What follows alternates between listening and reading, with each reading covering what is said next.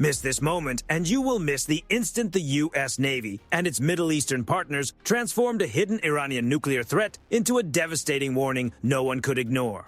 At 3:12 a.m., near the southern edge of the Zagros Mountains, inside the Combat Information Center aboard the USS Abraham Lincoln, a senior sensor analyst focused on a ground-penetrating radar feed coming from an RQ-180 stealth drone circling overhead. Combat, we have an anomaly in Sector 7 Delta. It's 400 feet below the ruins of the Phantom base we hit 4 hours ago. Spectral analysis confirms uranium-235 particles in the ventilation output. Tehran didn't just build a decoy site. They built a concealed laboratory beneath the decoy. That discovery sent a jolt through Central Command. The earlier strike that took apart the coastal fastboat docks had only been the beginning. Hidden beneath the limestone shelf of the Zagros Range was a second nuclear complex, shielded deep underground inside a maze of tunnels that spread across U.S. displays like a digital spiderweb. Tehran reacted instantly, bringing online concealed air defense systems and ballistic missile units across the region. At that point, Washington was no longer preparing for a limited clash. The objective had shifted to the complete removal of a hardened underground network. But breaking through a mountain demanded more than American firepower alone. It required a fully coordinated regional effort. A strike on a deeply fortified bunker in the center of Iran was never going to be about brute force only. It demanded an entire integrated system. Within an hour of the rivet joint's discovery, the United States activated its regional partners. This became the first real high-intensity test of the Middle East's air defense architecture. Israel supplied the sharp edge of the operation with a squadron of F-35 Adirs. These fifth-generation stealth aircraft were the only platforms capable of moving through the dense and highly contested electromagnetic environment of the Zagros Range without being tracked by Iran's surviving long-range sensors. The United Arab Emirates and Jordan formed the protective layer, switching on their ground-based air defense networks to watch for any retaliatory ballistic launches. The mission itself was a tactical nightmare. The second laboratory was buried beneath a jagged limestone overhang that acted like a natural shield, deflecting incoming strikes. Reaching it required the GBU-57A/B Massive Ordnance Penetrator, a 30,000-pound bunker-busting weapon built for the hardest targets on Earth. But there was another complication. The MOP can only be carried by the B-2 Spirit stealth bomber, an aircraft with the wingspan of a football field. Moving that huge airframe through an air defense grid already pushed to maximum alert meant every Allied asset had to operate in perfect timing. And Tehran knew the Americans were coming. They had expected the first base to fall, and they had used the time that followed to turn the surrounding Zagros valleys into a radar-silent trap. As the Allied strike group crossed the border, Iranian forces avoided activating their large, easily detectable radar systems.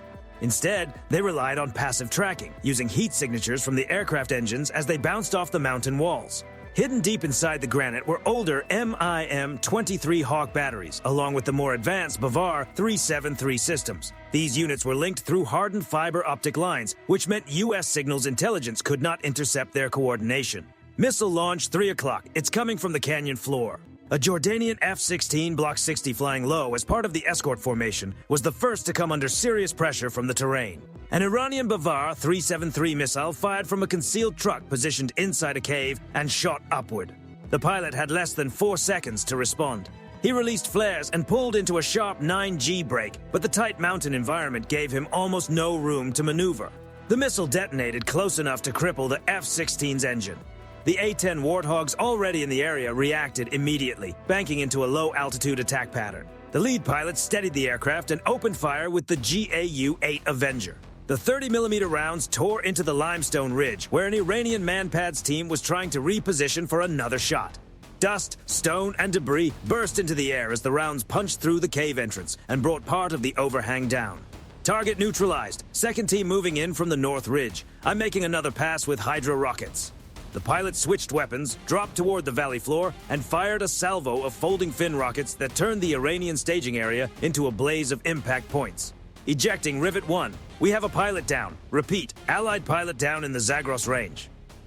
At that point, the mission shifted into a fast-moving, chaotic fight across multiple domains.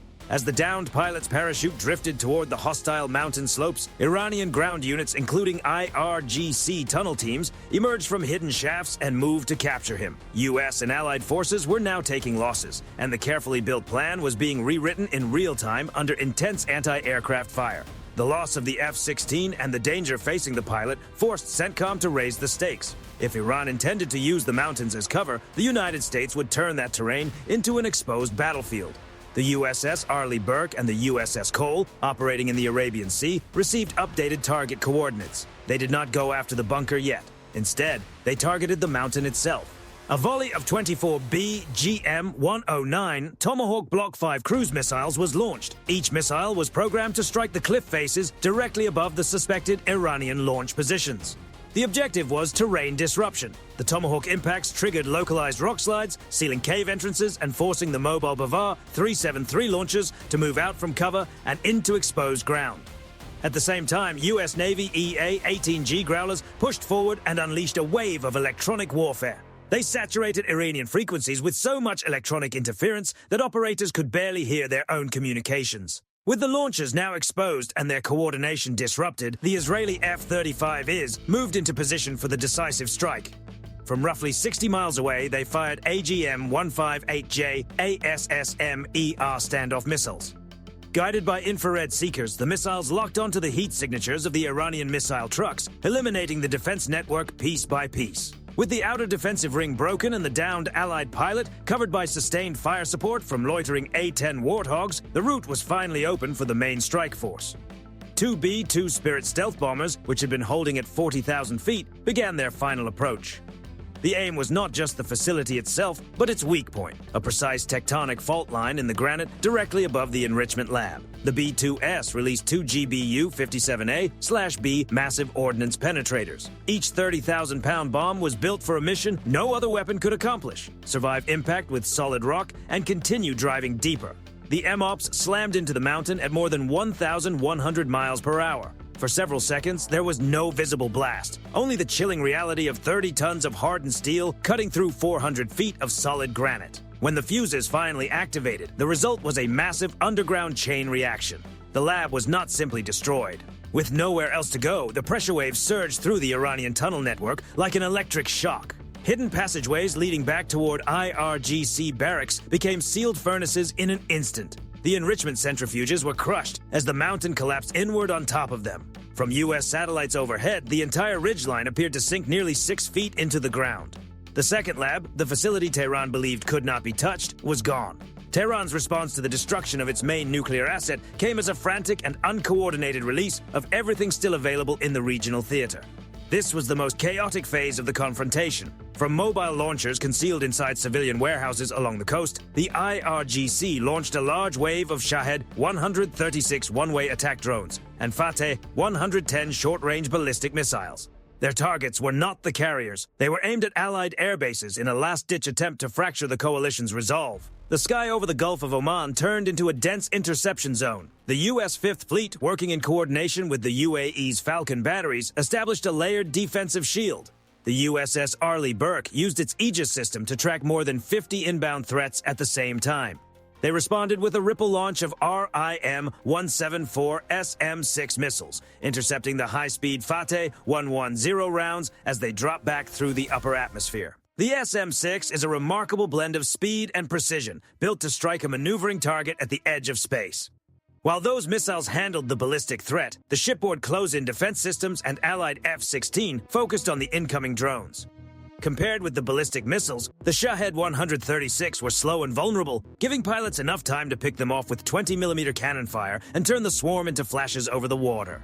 Tehran had delivered its last major response, and it was neutralized without the Allied fleet even needing to alter course. At that stage, Iran's regional military posture had been largely stripped of its remaining bite. Its most closely guarded assets were now buried beneath the Zagros Range. For military analysts around the world, the operation underscored several major lessons. The clearest was that even the most heavily fortified underground site can no longer be treated as untouchable in an era of integrated strike capability. Tehran trusted the mountains to provide protection, but it underestimated the information advantage held by the United States and its partners. When the RC-135V rivet joint detected uranium particulates, it demonstrated that modern surveillance can expose what was once considered invisible. The fusion of satellite-based signals intelligence with high-altitude atmospheric sampling has fundamentally changed the idea of what can remain hidden underground. Another major lesson was the value of partnership. The United States could have carried out the strike on its own, but the involvement of Israel, Jordan, and the UAE turned a tactical operation into a broader regional message. That coordination showed that Washington no longer has to act alone. Instead, it functions as the central node in a wider network of allied power. The way Israeli F-35s shared targeting data with U.S. Tomahawk systems through cooperative engagement capabilities made one thing clear. In modern conflict, the software behind the fight can matter just as much as the hardware itself. An alliance operating in the same digital language becomes extraordinarily difficult to counter.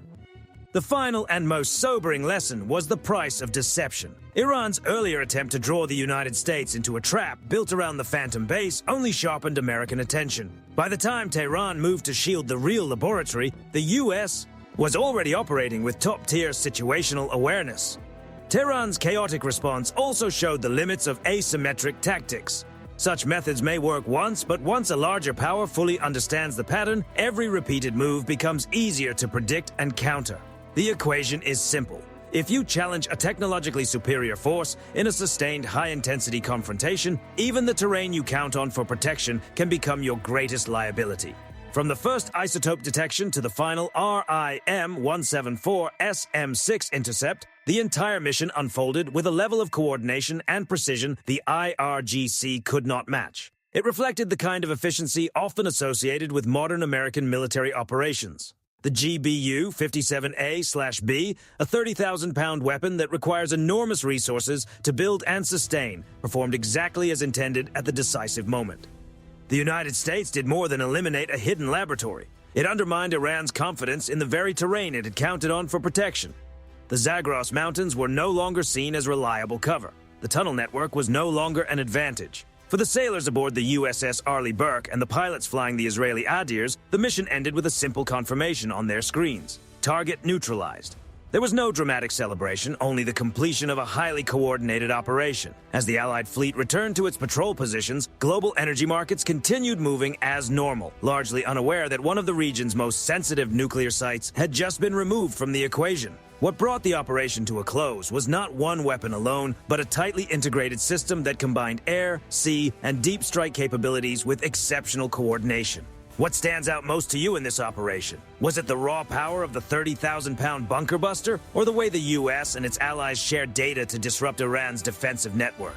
The Zagros range has concealed secrets for centuries, but in the era of networked warfare, hidden infrastructure is becoming harder and harder to protect. If you want to follow the latest developments in military technology and see how advanced alliances stay ahead in complex operations, be sure to subscribe. We break down the weapons, systems, and strategies shaping today's battlefield in clear, detailed analysis. Share your own view in the comments. Would you have relied more heavily on BGM-109 Tomahawks, or was the MOP the only practical option for a target like this?